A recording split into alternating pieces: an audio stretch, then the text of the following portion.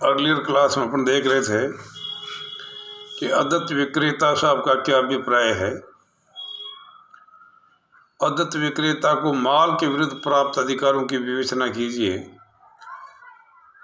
तो section 45 subsection 1 के तहत मैंने आपको बताया था कि अदत्त विक्रेता तब होगा जब उसको माल का आंशिक या पूरा मूल्य प्राप्त नहीं हुआ हो या माल के भुगतान के बदले में कोई विनिमय साध्य विलेख प्राप्त हुआ हो परंतु वो अनादृत हो गया हो। दोनों ही स्थितियों के अंदर वो अदत्त विक्रेता माना जाएगा।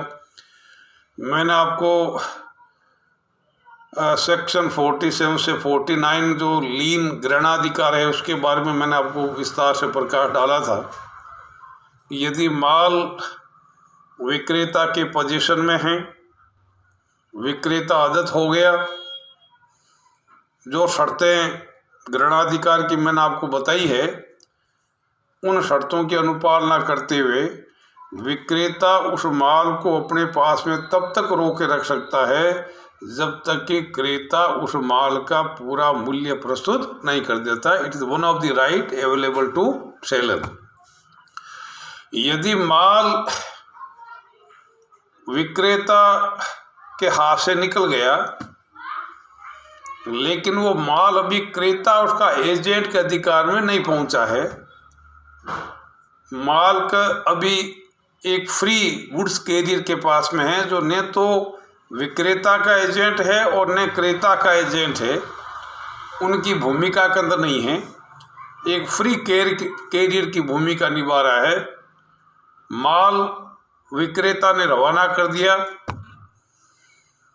लेकिन उधर क्रेता दिवालिया हो गया, या दिवालिया का मतलब एडजुडिकेटेड इंसॉल्वेंट नहीं है, या दिवालिया वो व्यक्ति भी दिवालिया माना जाएगा जो दिन प्रतिदिन के लेन देनों के अंदर भुगतान करने में असमर्थ रहता हो।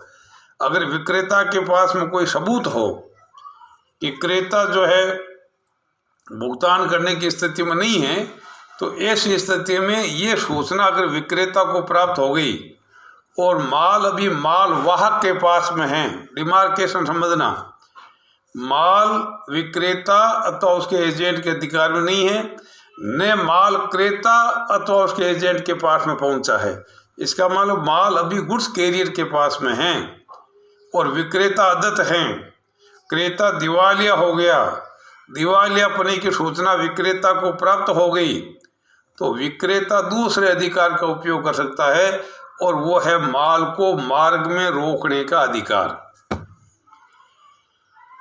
वो माल को मार्ग में रोकने के अधिकार का प्रयोजन वही है कि वो पुनः माल को अपने अधिकार में लेना चाहता है और वो उस माल को तब तक रोके रखेगा जब तक कि क्रेता उस माल का मूल्य चुकाने के लिए तैयार नहीं हो जाता। तो ये माल के मार्ग में रहने की अवधि तब तक ही मानी जाएगी जब तक कि वो माल क्रेता अथवा उसके एजेंट के अधिकार में नहीं पहुंच जाता। जैसे ही माल वाहक ने क्रेता की ओर से माल की सूचना दे दी, क्रेता की ओर से माल अपने पास में रख रखा है, तो ऐसी स्थिति में माल के मार्ग में रहने की अवधि समाप्त हो जाएगी। इवन यदि मान लीजिए विधिक तरीके से गंतव्य स्थान से पूर्व भी अगर माल की सुपुर्दगी ले ली तो ऐसी स्थिति के अंदर भी माल के मार्ग में रहने की अवधि समाप्त हो जाएगी। यानी माल वाहक अनाधिकृत तरीके से माल को मार्ग में रोकने की स्थिति पैदा नहीं कर सकता।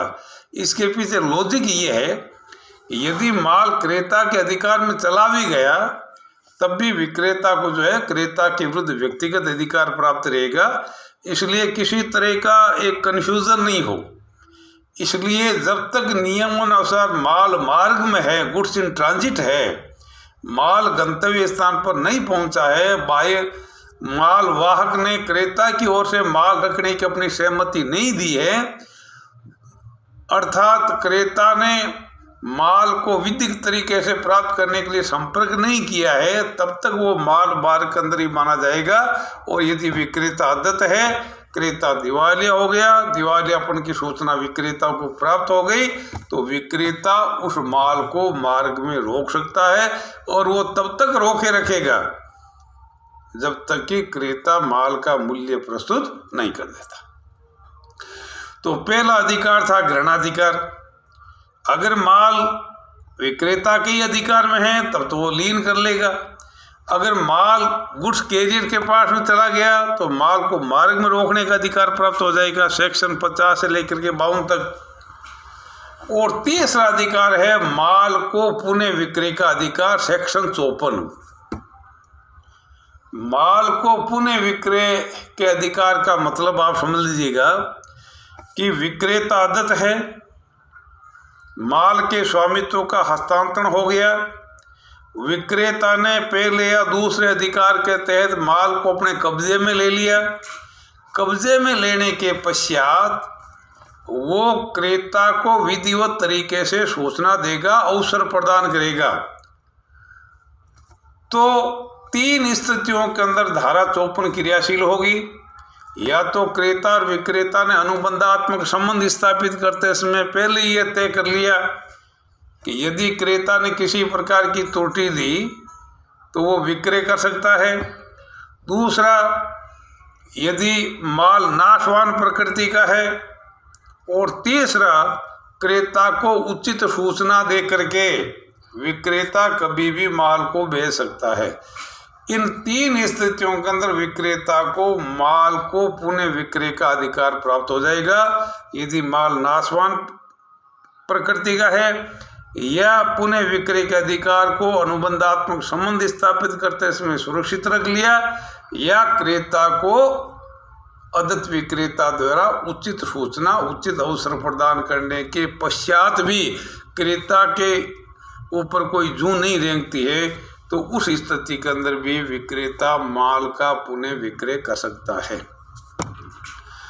तो ये बात पुनः विक्रय इसलिए शब्द रीसेल प्रयोग किया गया है क्योंकि माल का एक बार विक्रय हो चुका, the title of goods have been transfer to buyer, लेकिन क्योंकि विक्रेता का हक बकाया है, वो आदत है, उसका भुगतान हो जाना चाहिए, इसलिए ये शब्दावली इस प्रकार से आई है कि विक्रेता धारा 54 के अधिकारों का उपयोग करते हुए माल का पुनः विक्रय कर सकता है।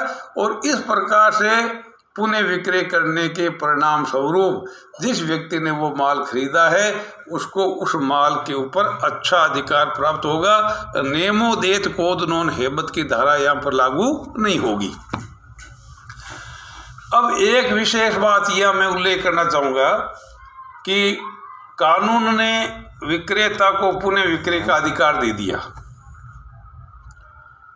लेकिन यदि उन्होंने प्रॉपर सूचना नहीं दे करके अनाधिकृत तरीके से माल का पुनः विक्रय कर दिया, ध्यान देना शब्दों पे, अनाधिकृत तरीके से क्रेता को उचित अवसर दिए बिना स्वयं के हितों के लिए माल का पुनः विक्रय कर दिया, तो जो नुकसान हुआ है पुनः विक्रय के अंदर वो विक्रेता का माना जाएगा।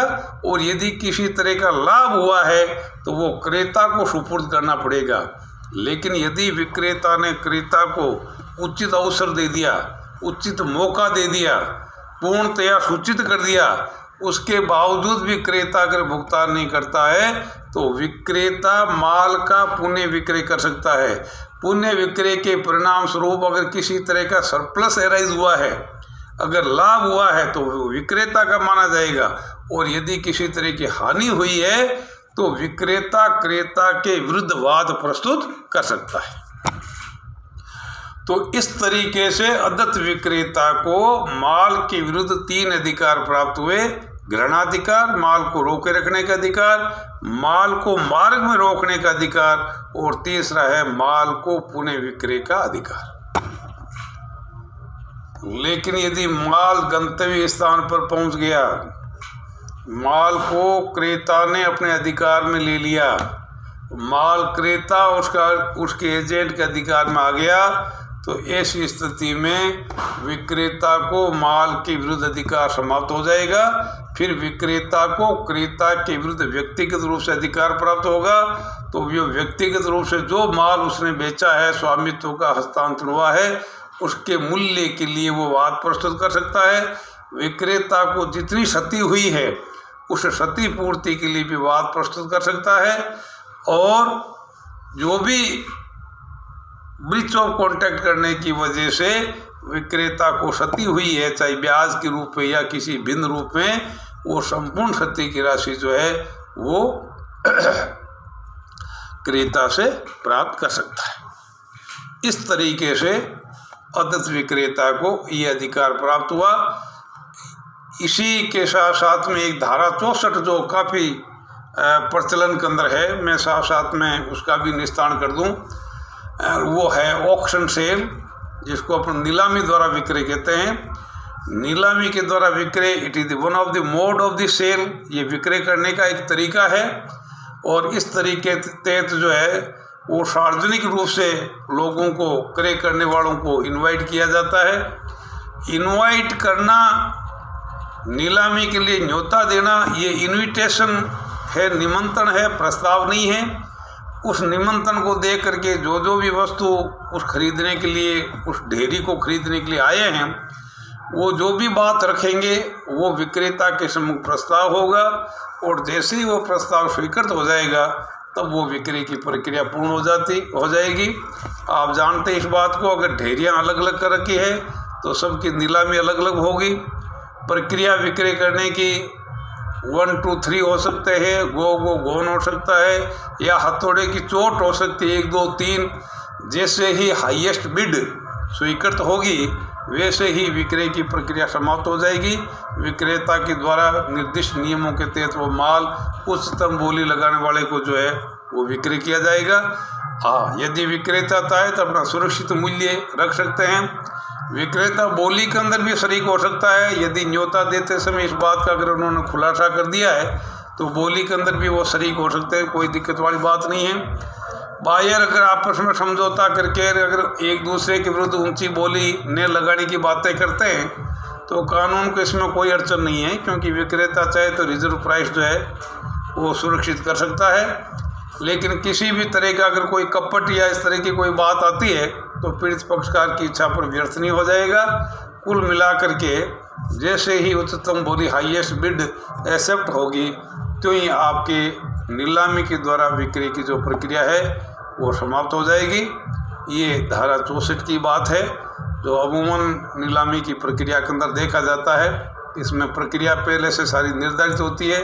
न्योता देते समय टर्म्स एंड कंडीशन का खुलासा कर दिया जाता है। उस न्योते को देख करके और लोग बाग जो भी खरीदने के लिए इच्छुक है वो बोली लगाने के लिए प्रस्तुत होते हैं। और जैसे ही उच्चतम बोली स्वीकृत होती है वैसे ही विक्रय की प्रक्रिया जो है वो समाप्त हो जाती है।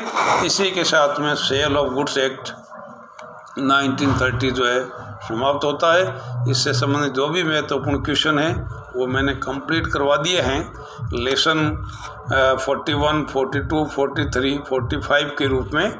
मैं समझता हूँ कि आपको सारी बातें क्लियर हुई है और थोड़ी बहुत आवश्यकता अनुसार जो है वो आप पुस्तक का सहारा भी ले सकते हैं।